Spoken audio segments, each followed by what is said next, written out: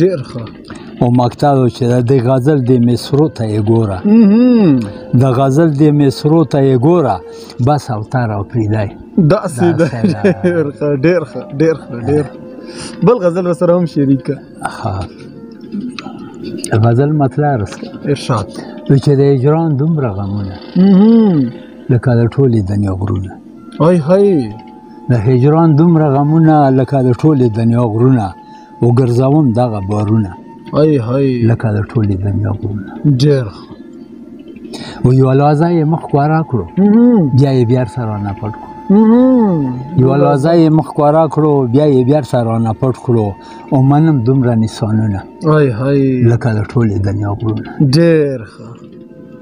او خدای زړه مې ورته ټینګ دی، شپه او ورځ پرې راورېږي. خدای زړه مې ورته ټینګ دی، شپه او ورځ پرې راورېږي. او هر یو خدای زړه مې ورته ټینګ دی، شپه او ورځ پرې راورېږي.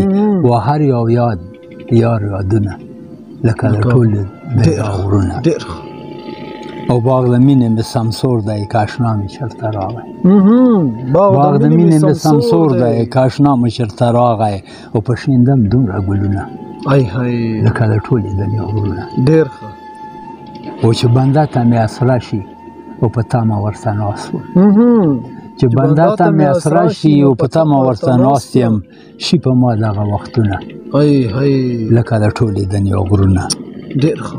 او مقطع ده چې تا او تره دلته رنډ شوې، چې د عشق منزل ته راسې.